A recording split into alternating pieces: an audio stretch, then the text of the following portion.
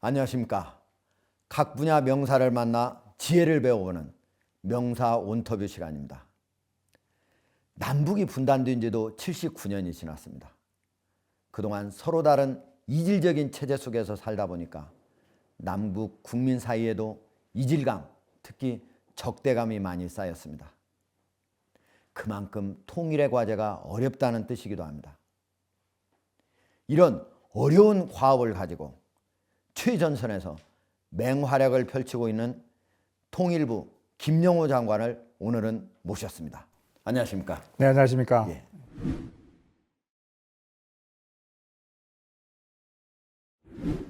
윤석열 정부가 출범한 지 2년이 됐습니다. 그동안 사실은 남북한 사이에 지난 정권보다도 오히려 대치가 많았다, 이런 생각을 갖는 사람들이 많이 있는 것 같아요. 윤석열 정부의 통일 정책을 간단히 설명해 주신다면 어떻게 될까요?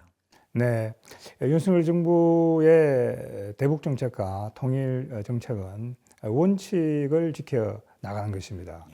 우선 북한이 핵과 미사일을 가지고 군사적인 위협을 한다고 할 경우에는 한미 동맹을 강화하고 또 우리의 군사력을 강화시켜서 확고한 억제 체제를 구축하는 것입니다. 우리가 평화를 지키기 위해서는 유화 정책보다는 그런 위협에 적극적으로 대처하는 억제 정책이 대단히 중요하다는 그런 생각을 합니다. 동시에 윤석열 정부는 통일 정책과 대북 정책에 있어서 원칙을 중시하고 있습니다. 대화의 문은 활짝 열어두고 있습니다만은 이 대화라고 하는 것도 실질적인 성과가 나올 수 있는 그런 방향으로 대화가 추진되는 것이 대단히 중요하다, 그런 생각을 합니다. 우리 헌법 제4조는 자유민주적 기본질서에 입각한 평화 통일 정책을 추진해야 된다라고 이렇게 명시를 하고 있습니다. 이 대한민국 헌법은 우리 국민 모두가 공감하는 그런 대헌장이다, 이렇게 생각을 합니다. 윤석열 정부는 이런 원칙에 입각해서 대북 통일 정책을 추진해 왔고, 앞으로도 이런 원칙 하에서 지속적으로 정책을 추진함으로 해서 우리 국민들이 안심하고 생업에 종사할 수 있도록 최선의 노력을 다할 생각입니다. 네. 장관님 길게 얘기해 주셨는데 간단하게 설명하자면 자유민주적 기본질서, 즉 자유민주주의 체제를 확고히 하는 상태 아래서 북한의 도발은 단호하게 분수하고, 그렇지만 북한과의 대화의 문은 항상 크게 열어놓고 있다, 이렇게 정리할 수 있겠네요. 그렇습니다. 예. 북한이 그동안 미사일 도발을 많이 했습니다. 그리고 핵을 고도화하기 위해서 최근 10여 년 사이에 있는 힘을 다하고 있는데요. 최근에는 이런 핵과 미사일 도발 이후에도 특이한 도발을 해왔습니다.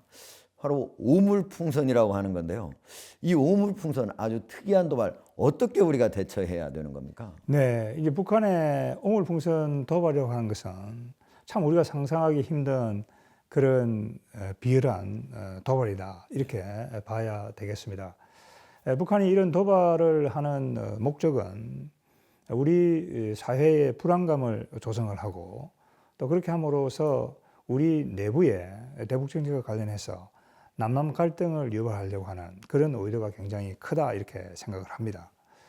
정부는 북한이 이 오물풍선을 보냈을 때 거기에 대응하기 위해서 9.19 군사 분야 합의서의 효력을 정지를 했습니다.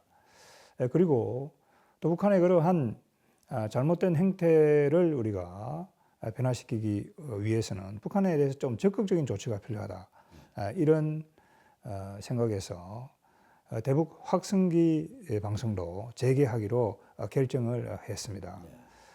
북한이 이런 오물풍선 도발을 할 때 우리가 그것을 그냥 마냥 보고 있을 수는 없다고 하는 얘기죠. 그래서 정부는 거기에 대해서 대단히 능동적이고 적극적으로 대응을 하고 있습니다. 북한은 이런 도발을 즉시 중단해야 된다, 이렇게 다시 한번 제가 촉구를 하고, 이런 북한의 어물풍선 도발 또 그 밖에 도발에 대해서 우리 사회가 또 우리 정치권이 초당적으로 대응하는 것이 대단히 중요하다 이런 생각을 합니다. 북한은 오물풍선이 상당히 기발한 도발이라고 생각했는지 모르겠지만 실제 우리 국민들 사이에서는 오물풍선에 들어있는 내용을 보니까 북한이 참으로 어려운 시절을 지금 지내고 있구나. 그 안에서 기생충이 나왔는데 기생충은 우리가 매우 힘들게 살 때 6, 70년대나 있을 법한 그런 기생충들이 나왔다고 하고 거기에서 옷가지라든지 이런 것들이 매우 저열한 제품들이어서 북한 입장에서는 남한의 오물풍선으로 좀 괴롭히겠다 이렇게 생각은 했는지 모르겠지만 오히려 북한의 어려운 실상을 스스로 알리는 그런 부정적인 효과도 북한 입장에서는 이번에 나오지 않았을까 이렇게 생각하는데 어떻게 장관님은 보십니까? 네, 그 어물풍선 내용을 보게 되면은 기어진 옷이라든지 또 마스크 같은 경우에도 이렇게 우리가 통상적으로 보는 그런 마스크가 아니죠. 상당히 다른 천을 덧대서 만든 그러한 마스크다. 근데 그 외에도 많은 거기에 들어있는 오물들이 북한의 아주 열악한 생활상을 그대로 보여주는 것이었다. 이렇게 우리가 알 수 있습니다. 그러니까 북한이 정부가 그 오물풍선 내용을 공개하고 난 이후부터는 더 이상 오물을 넣지 않고 잘라진 이제 종이만 넣어서 보냈습니다. 그들도 좀 알았군요. 그렇습니다. 이제 북한도 그것이 역효과가 나고 있다는 걸 알고 있다고 하는 것이죠. 그렇지만 북한은 그런 오물 풍선이라든지 이런 풍선 살포를 통해서 우리 국민들을 불안하게 하고 또 우리 사회의 어떤 남남 갈등을 유발하려고 하는 그런 의도가 우리 사회에서 효과를 발휘할 수 없다 하는 점을 분명하게 인식하는 것이 중요하다는 생각을 합니다. 북한의 여러 가지 형태의 도발 이걸 억제하기 위해서는 우리 정부뿐만 아니고 우리 동맹국들 사이의 공조가 매우 중요한데요. 지난해 8월 한미일 캠프 데이비드 선언이 있었습니다. 매우 중요한 성과로 기억이 되는데요. 장관님, 윤석열 정부의 매우 중요한 부분 중에 하나인데 이 캠프 데이비드 선언 어떤 내용이었습니까? 네, 근데 윤석열 대통령께서 취임한 이후 추진해온 외교 정책의 또 통일 정책의 핵심이라고 하는 것이 자유와 연대의 가치에 입각한 그런 가치 지향적인 외교였습니다.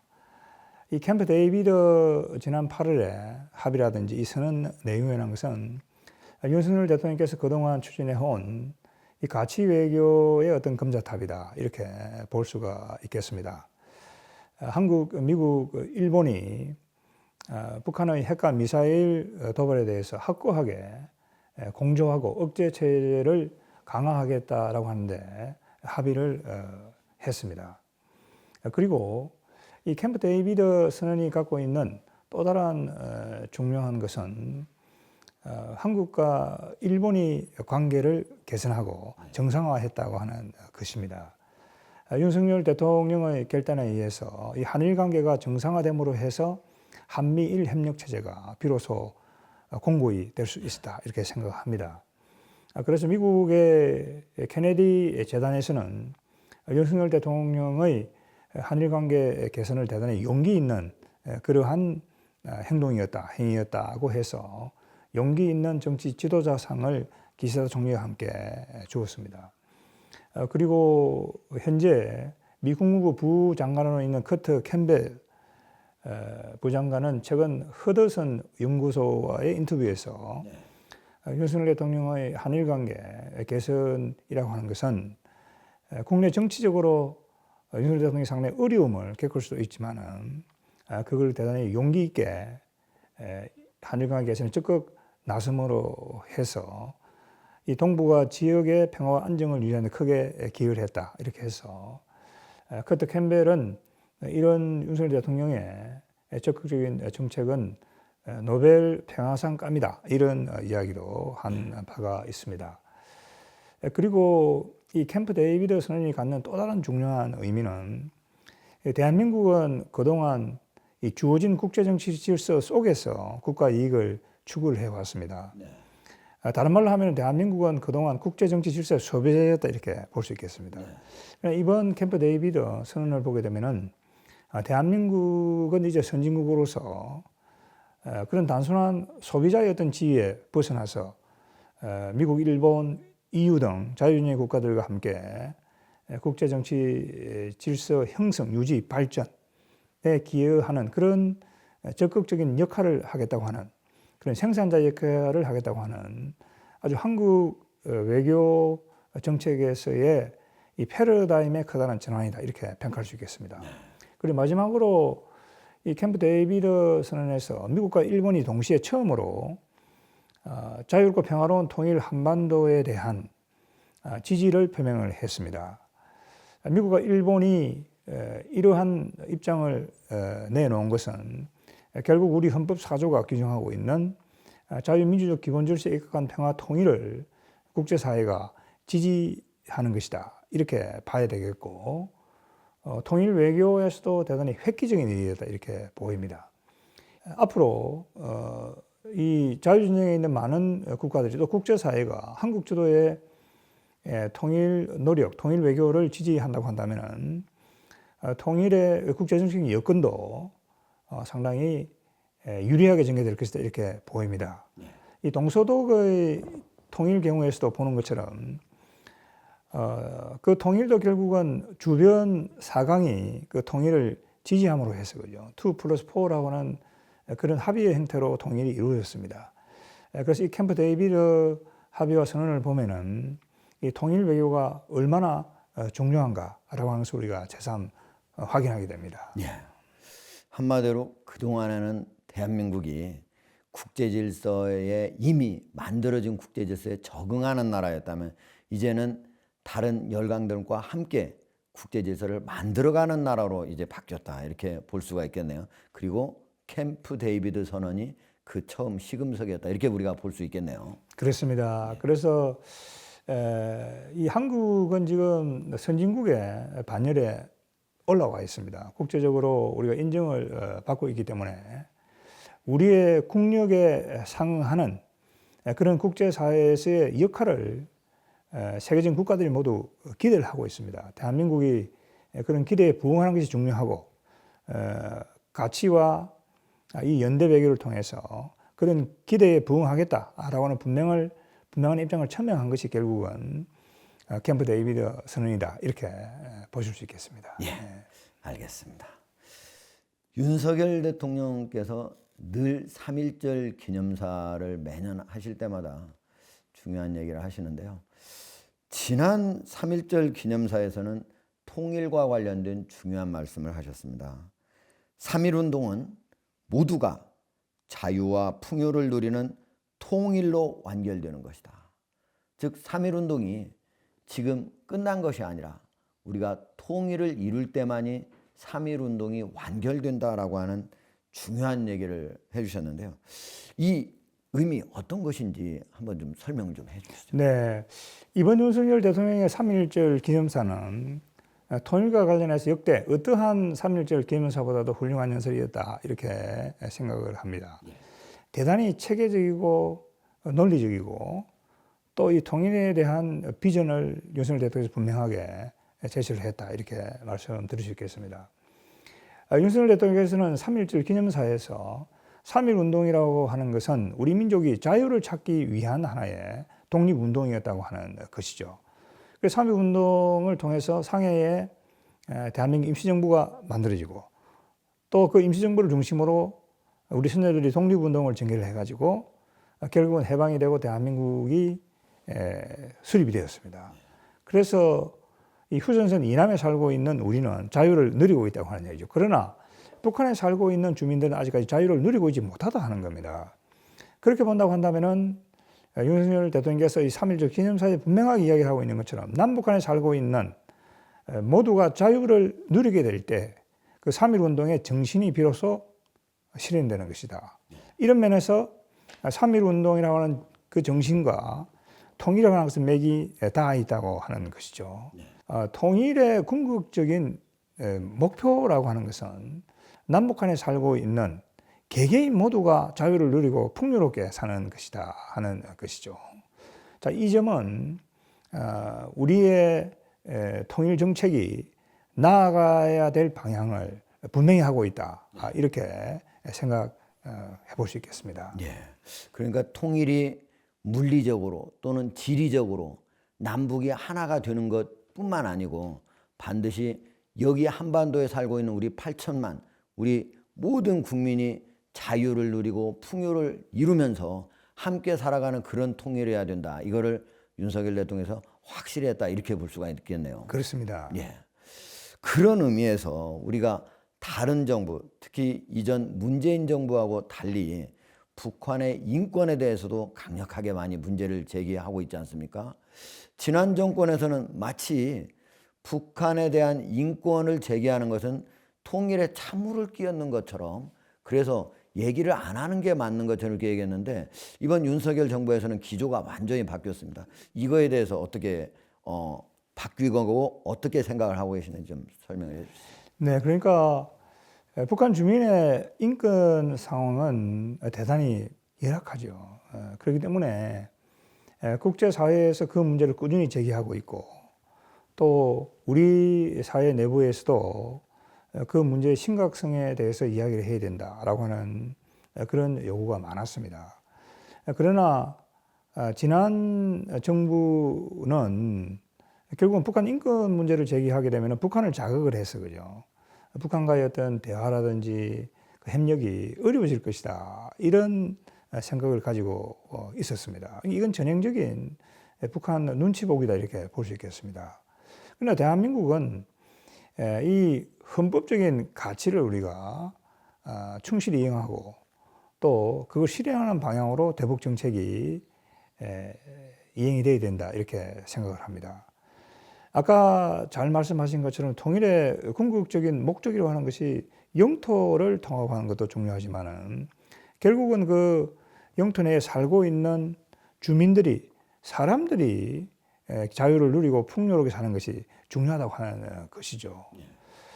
북한 주민들이 지금 어렵게 인권을 억압받고 제대로 살고 있지 못한데 한국이 거기에 대해서 현재 눈을 감고 거기에 대한 문제를 제기하지 않는다라고 한다면은 북한 주민들로서는 굉장히 우리에 대해서 선한 생각도 가지고 있을 것이다 하는 것이죠. 그런 면에서 윤석열 정부는 북한 인권 문제를 적극적으로 제기하고 있습니다. 지난해죠. 2023년 북한 인권 보고서를 정부 차원에서는 처음으로 윤석열 정부가 한글과 영문으로 동시에 발표를 했습니다. 또 얼마 전에도 2024년 북한 인권 보고서를 정부가 발간을 했습니다. 우선 이 북한 인권의 현황과 실상을 우리 국민들과 국제사회에 정확하게 알리는 것이 대단히 중요하다는 그런 생각을 합니다. 그걸 바탕으로 해서 국제사회와 공조해서 특히 유엔 인권 이사회 이런 계기에 우리가 그 문제를 적극적으로 제기해 나가는 것이 북한 주민의 인권을 개선하는 데 도움이 될 것이다 이렇게 생각을 합니다. 그리고 현재 통일부에는 이 북한 인권 기록센터가 있습니다. 이 북한 인권 기록센터라고 하는 것은 탈북민들 중에서 북한에서 인권 탄압을 받은 그분들의 이 증언을 통해서 그걸 기록으로 남겨두고 있습니다. 그래서 이 북한 인권센터에서 수집된 그 자료를 법무부 북한 인권 기록 보존소로 저희들이 보냅니다. 그래서 나중에 이 북한 인권 이 억압과 관련된 사례들을 우리가 취합을 해서 북한의 그런 인권 범죄를 저지른 사람들을 우리가 나중에 처벌할 수 있는 그런 하나의 이제 근거를 우리가 수집을 하고 있는 겁니다.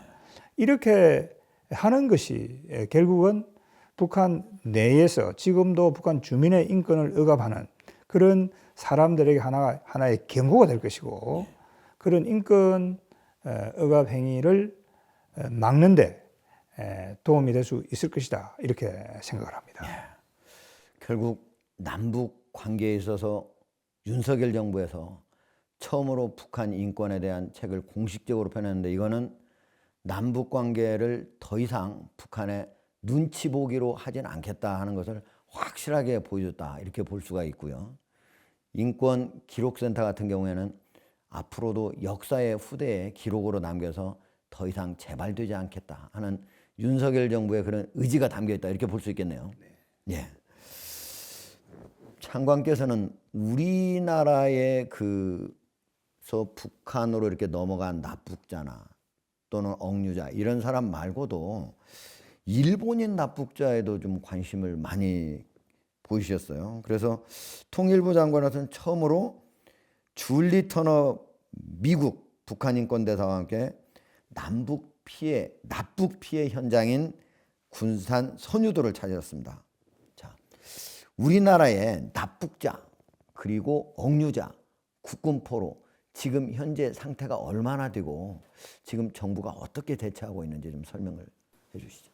네, 이제 전시 납북자죠. 6.25 당시 납북된 민간인 피해자가 10만 명 정도 됩니다. 그리고 전후에도 북한이 우리 국민들을 납치를 해갔습니다. 그 숫자가 500명이 넘습니다. 그리고 현재 북한 내에 억류되어 있는 억류자가 6분이 됩니다. 그중에는 선교사 3분도 억류가 되어 있습니다. 6분은 모두 한국인인가요? 그렇습니다. 예. 선교사분들은 북한에 이제 선교 활동을 하기 위해서 노력을 해오시던 그런 분들이죠. 이거는 북한 정권이 그분들을 재판을 하면서 북한 TV를 통해서 영상으로 공개를 했습니다. 그 3분이 지금 확인이 되고 있죠. 그 다음에 돌아오지 못한 국군 포로도 수만 명이 있습니다. 국가의 가장 중요한 책무는 자국민을 보호하는 것이죠. 그동안 우리 정부가 이 문제를 소홀히 했다 이렇게 저는 생각을 합니다. 아까 말씀하신 캠프 데이비드 그 선언에서 한미일 정상이 이런 합의를 했습니다. 납북자, 억류자, 국군 포로 문제를 시급히 해결하기 위해서 세 나라의 정상이 협력한다. 그 내용이 거기에 들어가 있습니다. 이것도 처음 있는 일입니다. 그렇기 때문에 이 북한 억류자, 북한에 의한 억류자 납치자 문제는 한국만의 문제가 아니다 하는 얘기죠. 이건 벌써 국제적인 문제이기 때문에 한미일 정상이 그 얘기를 했다. 이렇게 우리가 볼 수가 있겠습니다. 그리고 캠프 데이비드 선언 이후에 지난해 9월이죠. 9월에 장관직속으로 납북자 대책 팀을 구성을 했습니다. 그렇게 해서 납북자 대책 팀에서 이 문제를 적극적으로 다루어 나가고 있다. 이렇게 지금 말씀드릴 수 있겠습니다. 일본이 여기에 이렇게 관심을 보이는 건 이제 일본도 납북자가 많기 때문인데 일본은 전체적으로 북한이 납북에 간 일본의 국민이 몇 명 정도 되는 겁니까? 일본은 지금 그 숫자를 10여 명이 넘는 것으로 이렇게 주장을 하고 있고 또 북한은 현재 그런 사람이 없다. 그러니까 이제 전번에 고이즈미 수상이 북한을 방문했을 때 다 이 생존자들 돌려줬다. 이렇게 지금 이야기를 하고 있습니다만은 일본과 북한 정권 사이에 그 납치자 문제를 두고는 상당한 의견의 차이가 존재하는 것으로 이렇게 알고 있습니다. 그러면 우리 남북 사이에는 우리가 전시에 10만 명 그리고 전후에도 500명 정도가 납북이 됐잖아요. 북한에서는 이에 대해서는 어떻게 얘기를 합니까? 북한은 이 사실을 전혀 인정을 하고 있지를 않습니다. 그렇기 때문에 정부는 납북자 대책팀을 구성을 하고 또 유엔 인권 이사회라든지 이런 여러 계기마다 이 문제를 공론화하고 북한이 여기에 호응에 나오도록 계속해서 촉구를 하고 있습니다. 네, 북한은 현재 억류해 있는 이런 분들이라든지 아까 말씀드린 납북자라든지 이런 부분에 대해서 그들의 생산 확인이라든지 송환 이런 문제를 위해서 적극적으로 호응해 나와야 된다. 이렇게 다시 한번 말씀을 드리고 싶습니다. 네. 납북된 사람들은 북한에서 사는 게 원래 북한에서 살기 시작했던 분들보다도 더 어렵게 살고 있는 사람들이 더 많은 거죠. 그렇습니다. 예. 사실 북한에서 그냥 사는 북한 주민들의 인권도 세계에서 거의 최악일 정도로 어려운데 그 납북된 사람들은 더 얼마나 어렵겠습니까? 이 문제가 좀 하루빨리 좀 남북 사이에 대화 의제로 올라와서 좀 해결이 됐으면 하는 생각입니다. 북한 인권 문제에 대해서 우리가 이제 얘기를 하려면 이제 아까 여러 가지 책자도 내고 기록도 하고 하지 않습니까? 근데 북한의 여러 가지 직접적인 대화를 통해서도 좀 얘기를 해야 할 때 혹시 그 부분은 결국은 남북 관계가 개선이 돼야 가능할 것 같은데 이 부분에 대한 노력은 어떻게 혹시 하고 계신지요? 네, 지금 북한이 2019년 2월이죠. 하노이 회담이 실패로 돌아가고 또 바로 직후에 3년간 코로나 사태가 있었습니다. 그래서 북한이 대단히 폐쇄적인 그런 정책을 펼쳐 왔습니다. 방금 말씀하신 대로 남북 간의 해난을 다루기 위해서는 남북의 당사국 간의 대화가 이루는 것이 대단히 중요하죠. 정부도 그런 대화의 여건을 만들기 위해서 많은 노력을 기울이고 있습니다. 북한 내부 경제 사정이라든지 또 여러 가지 식량난 이런 것들이 있기 때문에 북한이 일부 국제 기구와 접촉하고 있는 것이 지금 확인이 되고 있고 또 유럽의 국가들의 경우에는 선별적으로 또 그들과 접촉하는 것이 지금 확인이 되고 있습니다. 방금 말씀하신 대로 정부는 북한의 이런 대외적인 동향을 예의주시하면서 남북 간의 그런 대화라든지 또 인도주의적인 지원이 또 개발 협력이 이루어질 수 있는 그런 계기를 마련하기 위해서 노력하고 있다 이렇게 말씀드리고 싶습니다. 그럼 국제적인 관계 속에서 간접적으로 이렇게 동향을 파악하고 접촉하고 있다 이렇게 보면 되겠네요. 그렇습니다. 예. 예, 알겠습니다. 그 방송을 준비하면서 통일부에서 발간한 북한 인권 보고서, 북한 경제 사회 실태 인식 보고서 이걸 봤는데요. 북한에 대해서 아주 생생하게 볼 수 있는 그런 내용이었는데 이 북한을 실상을 알리기, 생생하게 알리기 이거에 다른 때보다도 어느 때보다도 더 우리 장관님께서 집중하고 계신 것 같아요. 그 특별한 이유가 계시다면? 네, 우선은 이 통일정책이나 대북정책에 있어서 중요한 것은 국민적인 공감대를 형성하는 것이죠. 그 공감대를 형성하기 위해서는 북한의 어떤 실상을 정확하게 아는 게 중요하다 이렇게 생각을 합니다. 인권 문제가 되었던 북한 주민들의 사회생활이나 경제적인 어떤 상황이 되었던 거죠. 그래서 통일부가 지난 10년 동안 탈북민 6,351명을 대상으로 해가지고 예. 설문조사를 하고 정원을 저희들이 수집을 했습니다. 그래서 이 북한 경제사 실태인식 보고서는 통일부 내에서 상급 비밀로 분류가 되어 있었습니다. 네. 그러다가 이걸 이제 전격적으로 이번 정부 들어서 공개를 했습니다. 탈북민들이 북한에 있을 때 겪었던 것들을 생생하게 정언을 해서 저것을 보고서로 재구성을 했습니다. 이 보고서 내용을 보게 되면은 북한에서는 우선 배급제가 완전히 중단이 됐습니다. 네. 그러니까 북한에 있을 때 배급을 전에 받지 못했다라고 하는 증언자들이 70%가 넘습니다. 그러니까 결국은 북한 주민들이 장마당에 나가서 자기들의 삶을 영위할 수밖에 없죠. 그래서 북한의 현재 시장화가 진행되고 있다는 게 확인이 되고 있습니다. 그리고 북한 주민들이 북한에 있을 때 탈북자들이 한국 드라마나 외국 드라마를 봤다고 하는 그 비율이 83%입니다. 거의 다 봤다고 봐야죠. 그러니까 외부 정보가 꾸준히 북한으로 들어가고 있고 또 핸드폰도 한 700만 대가 넘게 있습니다.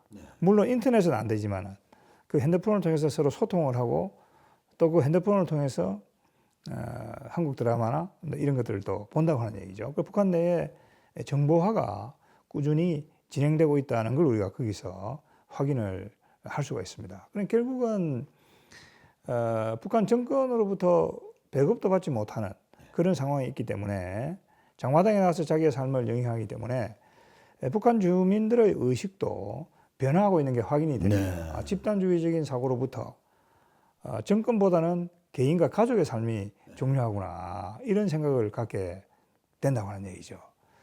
그래서 이 보고서를 보게 되면은 북한 사회가 밑으로부터 점진적이지만은 우리가 기대하는 방향으로 변화하고 있다. 그리고 시장화 현상이 진행이 되면서 시장의 힘과 권력의 힘이 팽팽한 긴장 관계를 이루고 있다는 것도 이런 것들을 통해서 확인을 할 수가 있습니다. 장관님, 그 지금 장관님 인터뷰 중에 처음 들은 얘기인데 북한이 완전히 지금 배급제가 완전히 붕괴한 게 언제부터? 1990년 중반에 북한의 배급제가 완전히 중단됐습니다. 꽤 오래됐군요. 그렇습니다. 고난의 행군이라고 해가지고 북한에 아사자가 많이 났습니다. 그러니까 아사자가 나게 된 것이 결국은 배급제가 붕괴되기 때문에 그죠. 예. 그러니까 90년 초반에 소련과 동구권이 공산권이 완전히 붕괴되면서 이 사회주의권의 공급망이 완전히 붕괴가 된 거죠. 그러니까 북한 내부에 경제적인 어려움이 발생하면서 배급제가 붕괴되고 많은 사람들이 어려움을 겪게 되고 그러니까 결국은 시장에 의존할 수밖에 없다. 그래서 이제 우리 사회에서 지금 이야기하는 장마당 세대가 그때 등장을 하게 되는 거죠. 장마당에 나가서 자기 삶을 영위하는 한국의 경우에 MZ 세대다 이렇게 볼 수 있겠습니다. 그러니까 이제 정권에 의존하지 않고 장마당에 의존해서 생활을 해왔기 때문에 대단히 독립적인 또 독립 생각을 또 개인주의 생각을 갖게 되고 또 외부 문물을 굉장히 선호하는 거죠. 그러한 하나의 세대가 지금 나오고 있다 이렇게 보시면 되겠습니다. 장관님, 제 보도를 보니까 남한의 영화나 드라마 이런 거 봐가지고 공개 그 비판받는 걸 봤거든요. 근데 지금 아까 장관님 말씀이 거의 탈북자들이 거의 70~80% 이상이 남한의 이런 그 컨텐츠를 이미 보고 왔다. 그런 말씀. 그러니까 공개 재판을 통해서 그렇게 되더라도 계속 보긴 보는 거군요. 그렇습니다. 방금 말씀하신 대로 2020년에 북한 정권이 반동 사상 문화 백여법을 통과를 시켜서 한국 드라마를 보거나 또 K-팝을 듣는 것을 그렇게 가혹하게 처벌한다고 하는 그 자체가 이미 북한 내부에 상당히 한류 열풍이 불고 있다는 걸 우리가 간접적으로 확인할 수 있다 이렇게 생각이 듭니다. 그렇군요. 북한에도 한류 열풍이 불고 있다. 장관님께서 이렇게 말씀을 주셨습니다. 장관님, 북한이 최근에 남북 관계를 더욱더 적대적으로 가져가면서도 특이한 형태를 하나 보이고 있는데요. 그거는 남조선이라고 하는 거를 갑자기 대한민국이라고 이렇게 부르면서 좀 특이한 주장을 하고 있어요.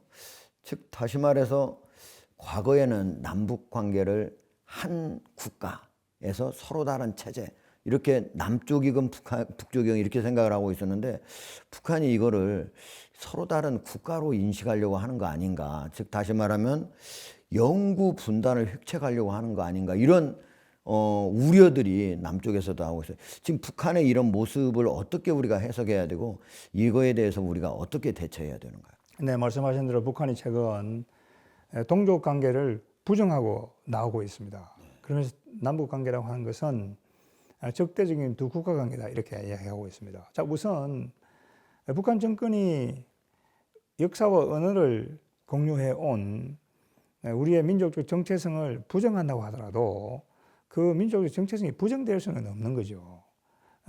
그 다음에 북한이 적대적인 두 국가 관계다라고 이렇게 지금 이야기를 하고 있습니다. 이것은 체제 경쟁에서 북한이 완전히 패배했다는 것을 자인하고 있다. 이렇게 우리가 볼 수 있겠습니다. 그러면은 북한이 왜 이렇게 하느냐 하는 얘기죠. 지금까지 우리가 이야기를 해왔던 것처럼 이 북한 경제사의 실태 인식 보고서에서 우리가 보는 것처럼 북한 주민들의 한국 사회에 대한 동경심이 점점 더 높아지고 있습니다. 그러니까 이것을 적대적인 두 국가 관계다. 더 이상 동족 관계도 아니다. 이러면서 완전히 남한과의 전련을 추구하고 있다. 이렇게 우리가 봐야 되겠습니다. 심지어 최근 북한 조선중앙TV를 보게 되면은 지금까지 일기예보를 할 때 남북한 지도를 다 보여줬습니다. 근데 최근에는 일기예보를 할 때도 남한 지도를 없애버렸습니다. 그러니까 북한 주민들이 한국 사회에 대해서 대단히 많은 관심을 갖게 된다고 하는 얘기죠. 그러니까 그런 동경심을 차단하기 위한 그런 목적이 있고 또 남북 관계가 적대적인 관계이기 때문에 한국 드라마나 이런 걸 봐서는 안 된다 하는 이야기죠. 그래서 반동 사상 문화 배격법이라든지 이런 것들을 갖고 북한 주민들에 대한 억압이라든지 탄압을 정당화하기 위한 그런 목적이 있다 이렇게 봐야 되겠습니다. 윤석열 대통령께서도 3.1절 기념사에서 분명하게 이야기를 하고 있는 것처럼 북한의 그러한 반역사적이고 반민족적인 행태는 결코 우리가 받아들일 수도 없고 승호할 수도 없다는 얘기죠. 이런 때일수록 우리 정부는 이 헌법 4조의 그 자유민주적 기본 질서에 입각한 평화 통일을 이 적극적으로 추진해 나가면서 국제적인 공감대를 형성해 나가는 것이 대단히 중요하다는 이런 생각을 합니다. 네. 북한이 이렇게 남북 관계를 한민족 서로 다른 체제에서 서로 다른 적대적인 두 개의 국가라고 이렇게 규정을 하게 되면서 한편으로는 우리 남쪽에서 볼 때 북한이 적화 통일은 혹시 포기하지 않았을까 이런 기대도 해보지만 또 한편으로는 남북한의 통일이 매우 어려워지고 있다. 상황이 이런 생각도 동시에 드는 게 사실입니다. 이런 상황에서 우리가 어떻게 새로운 통일 담론, 어떻게 북한을 견인하고 통일로 나아갈 수 있을지 어떻게 해야 될까요? 네, 방금 말씀하신 대로 이제 북한의 이런 반통일적이고 반민족적이고 반역사적인 그런 행태에 대응을 해서 우리 정부가 새로운 통일 담론을 마련하기 위해서 노력을 하고 있습니다. 제가 우선은 서울뿐만이 아니고 지방에까지 가서 전문가들 만나가지고 지금 간담회도 하고 있습니다. 그리고 전문가들도 만나고 또 최근에는 청년들 100명과 또 간담회도 하고 또 탈북민 100명과도 또 간담회를 했습니다. 북한이 통일 지우기 이러한 입장을 갖고 나오는 이런 때일수록 우리가 새로운 담론을 형성해서 또 국민적인 공감대를 형성해서 적극적으로 통일 정책을 추진해 나가는 것이 대단히 중요하다 이렇게 생각을 합니다. 이 새로운 통일 담론은 그 시기, 형식, 내용은 아직 정해진 게 없습니다만은 지금 계속 연구 중이시고 그렇습니다. 계속 지금 여론을 형성을 하고 연구를 지금 하고 있습니다. 이제 그런 과정을 거쳐서 적절한 시점에 국민들에게 공개할 그럴 예정으로 있습니다. 알겠습니다. 사실 남쪽에 이미 3만 4천여 명의 탈북민들이 와 있잖아요. 이들이 어떻게 살아가는지 남쪽의 자유민주주의 체제 내에서 잘 적응하고 자유와 그리고 풍요를 누리고 있다고 하는 사실이 북한에 남아있는 가족들뿐만 아니고 북한에 있는 주민들한테 많은 시사를 보내게 될 텐데요. 이들이 남쪽에서 정착을 하게 될 때 어떻게 좀 잘 정착하고 할 수 있도록 정부가 지금까지 어떤 지원 정책을 펼쳤고 앞으로 추가적으로 펼칠 것인지 좀 말씀해 주시죠. 네. 현재 한국에는 탈북민이 3만 4천 명이 와 있습니다. 이분들은 자유를 찾아서 대한민국으로 왔습니다. 탈북민은 우리가 먼저 온 통일이다 이렇게 볼 수 있겠습니다. 말씀하신 대로 이분들이 한국 사회에 잘 정착할 수 있도록 우리가 적극적으로 지원하는 것이 중요하다 이렇게 생각을 합니다. 통일부가 중심이 되어서 탈북민 지원 강화를 위한 생태계를 마련하기 위해서 많은 노력을 기울이고 있습니다. 탈북민들이 탈북하는 과정에서 많은 어려움을 겪었습니다. 그래서 트라우마 센터라든지 마음소리 건강센터라든지 이런 것들도 통일부가 확대해 나가고 있습니다. 우리가 탈북민들에게 물질적으로 지원을 하는 것도 중요하지만 그들의 어떤 정신 건강도 보살피는 것이 대단히 중요하다 이렇게 생각합니다. 탈북민들의 어떤 일자리 마련, 교육 이런 것들도 대단히 중요하다 이렇게 말씀드리고 싶습니다. 그리고 7월 14일입니다. 올해 처음으로 제1회 탈북민의 날을 북한 이탈 주민의 날을 저희들이 제정을 했습니다. 7월 14일 제1회 이 날을 계기로 해서 탈북민에 대한 지원이 더욱더 체계적이고 제도화 될 수 있도록 통일부가 정부가 또 노력해 나갈 겁니다. 오늘 이 방송을 통해서 제가 말씀드리고 싶은 것은 이 탈북민 정착 생태계 강화라고 하는 것은 통일부와 정부의 노력도 중요하지만은 이 종교계, 그 다음에 기업, 교육계의 노력도 대단히 중요하다 이런 생각을 합니다. 우리가 우선 탈북민에 대한 차별 의식을 벌써 던지는 것이 대단히 중요하다 이런 생각을 합니다. 또 우리 기업인들의 경우에도 탈북민들을 고용을 해보면은 탈북민들이 일부 부족한 점이 있을 수 있습니다. 그죠? 그럴 경우에 우리 기업들이 탈북민에 대해서 조금 더 이 애정 어린 시선을 갖고 그들을 대하는 것도 대단히 필요하다 이런 생각을 합니다. 그리고 또 이 자리를 빌어서 탈북민의 어떤 교육이라든지 또 정착을 위해서 많이 노력하고 있는 종교계라든지 또 기업인들에게도 고맙다는 그런 말씀을 드리고 싶습니다. 네. 이 탈북민들을 위해서는 물질적인 지원뿐만 아니고 정신적으로 그리고 우리 국민들의 인식 개선도 동시에 이루어져야 된다는 장관님 말씀이셨네요. 네. 그리고 한 가지 더 말씀드리고 싶은 것은 탈북민들도 이제는 자기들이 우리 사회로부터 뭔가를 받는 수혜자가 아니고 탈북민들도 봉사단을 조직을 해서 봉사활동도 많이 하고 있습니다. 그래서 탈북민들도 우리 사회에 적극적으로 기여해야 된다고 하는 그런 분명한 인식을 가지고 있다고 하는 점도 우리 국민들께서도 그렇군요. 이해하시고 이 탈북민들에 대해서 이 인식이 개선되고 또 그들의 어떤 정착 과정에 우리 모두가 협력하고 동참할 수 있는 그런 계기가 되었으면 좋겠습니다. 예. 사실 김영호 장관님 하면 국민들 잘 모르시는 분들도 계실 수 있겠지만 통일과 관련돼서는 직접 강단에서도 쓰신 것뿐만 아니고 과거에 통일비서관 또 정부의 여러 통일 관련 정책에서는 자문위원으로 장기간 이렇게 활동을 해오셨습니다. 즉 다시 말하면 학계의 그런 경험하고 이 현장의 경험을 두루 갖췄다 이렇게 볼 수가 있는데 장관님 직접 이제 드디어 장관으로서 이렇게 일을 하시면서 그동안에 양쪽에서 가졌던 이런 경험들이 어떤 도움을 좀 주고 계신지.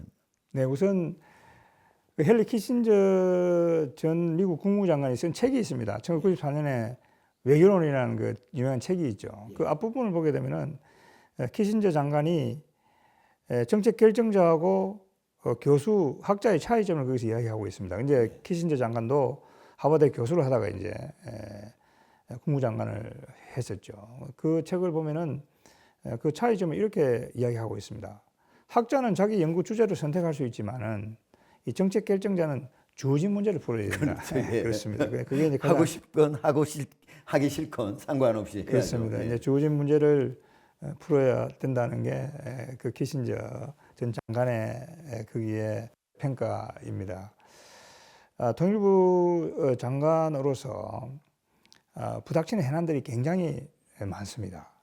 그래서 이 해난을 해결하기 위해서 통일부 내에 우리 고위 관리분들뿐만이 아니고 또 민간 학자들하고 또 많은 또 논의도 합니다. 그리고 제가 장관이 돼서 가장 중시하는 것은 역시 국민들과의 소통이다 이렇게 생각을 합니다. 우리 국민들이 통일부의 정책이라든지 또 정부의 대북 통일 정책을 잘 이해할 수 있도록 소통을 해 나갈 것이 대단히 중요하다고 생각하고 최근 통일부가 우리나라에 들어와 있는 외교관들에게도 북한 인권 상황이라든지 또 한국의 통일 정책이라든지 그다음에 북한 내부의 상황이라든지 이런 것들에 대해서 자주 만나서 소통을 해 나가고 있습니다. 이러한 노력들이 합쳐질 때 우리가 기대하고 또 우리가 목표로 세우고 있는 그런 정책들이 달성될 수 있다 이렇게 생각을 하고 대단히 엄중한 시기에 통일부 장관으로서 일을 하게 돼서 무거운 책임감도 느끼면서 동시에 이 통일이라고 하는 것은 우리 민족이 또 대한민국의 국군이 융성할 수 있는 또 다른 중요한 기회다라고 하는 이런 생각을 가지고 그런 소명의식을 갖고 최선의 노력을 다해 나가고 있습니다. 예. 오늘 김영호 통일부 장관하고 얘기를 나눠봤는데요. 이제 통일은 남북 지도자뿐만 아니고 우리 민족 전체가 함께 일떠서서 해야 할 일입니다. 그 가장 일선에 서서 하고 계신 우리 김영호 통일부 장관 수고가 많다는 말씀을 드리면서 오늘 말씀 아주 장시간 다양한 분야에 대해서 얘기를 해주시면 너무 고맙습니다. 감사합니다. 감사합니다.